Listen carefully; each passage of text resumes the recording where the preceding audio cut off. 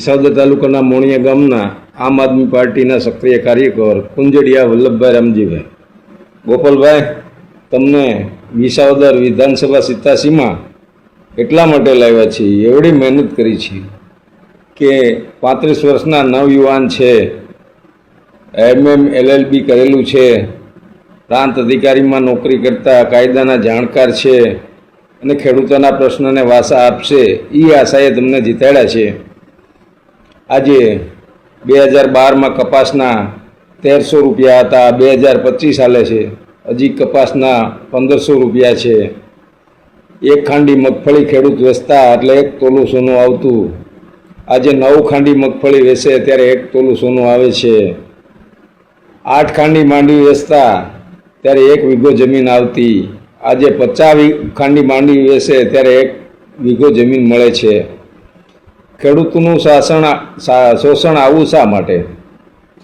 ગરીબ માણસો, મધ્યમ વર્ગના માણસોને સસ્તા અનાજની રેશન કાર્ડની દુકાનેથી મધ્યમ વર્ગને, ગરીબ વર્ગને તેલ મફત આપો, કઠોળ મફત આપો, અનાજ મફત આપો, અમને કોઈ હેસિયત નથી. પણ ખેડૂતોને એના ખેત ઉત્પાદનની MRP MSP નહીં, MRP મેક્સિમમ રિટેલ પ્રાઇસ મળવી જોઈએ. આજે ખેડૂત ખેતી છોડી રહ્યા છે અને ખેડૂતને બચાવવા માટે તમને મત આપ્યા છે. અને વિધાનસભામાં આવા પ્રશ્નોનું સોલ્યુશન ન થાય, એને રસ્તા ઉપર જાહેરમાં આંદોલન છેડવા પડે, હંમેશા કોઈ પણ વસ્તુ માગી ન મળે તો એને ઝૂંટવી લેવાનો અધિકાર છે. હક અને ફરજ અદા કરવાની, અને હક ફરજ અદા કરતાં પણ ન મળે તો ઝૂંટવવાનો અધિકાર છે. આજે ખેડૂતો પાયમાલ થઈ રહ્યા છે, ગુજરાતના ખેડૂતો ત્રાહિમામ પોકારી રહ્યા છે.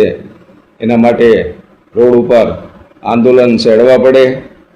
ક્રાંતિ એમને નથી મળતી. આઝાદીમાં લાખો માણસોના બલિદાન દેવાના છે. ભાજપ સત્તા ઉપર એમને નથી આવી, 2002ના કાંડો કર્યા છે.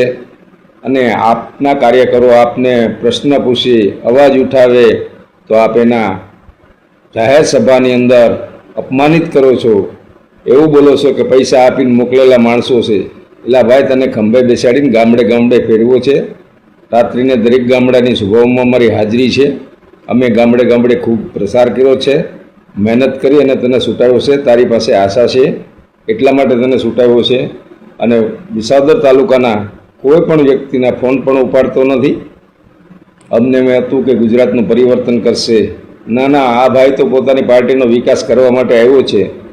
ભાજપના મંજૂર કરેલા કામો હોય, એને ખબર પડે કે ભાજપે આ કામ મંજૂર કર્યા છે તો જશ લેવા માટે એની પાછળ સતત મિટિંગો આયોજન કરે, રેલીઓ કાઢે, મંજૂર થયેલા કામો ઉપર પોતે માથે એવા ખોટા જશ લેવાના પ્રયાસો કરે છે. એટલે ગોપાલભાઈ, વિસાવદર વિધાનસભા 87ની અંદર કામગીરી કરો. આજે રસ્તાઓમાં હાલી અગાય નથી, ખેડૂતોને ભાવો મળતા નથી, એટલે એના માટે સતત મહેનત કરો એવી અપેક્ષા સહ કુંજડિયા વલ્લભભાઈ. જય સરદાર, જય જવાન, જય કિસાન.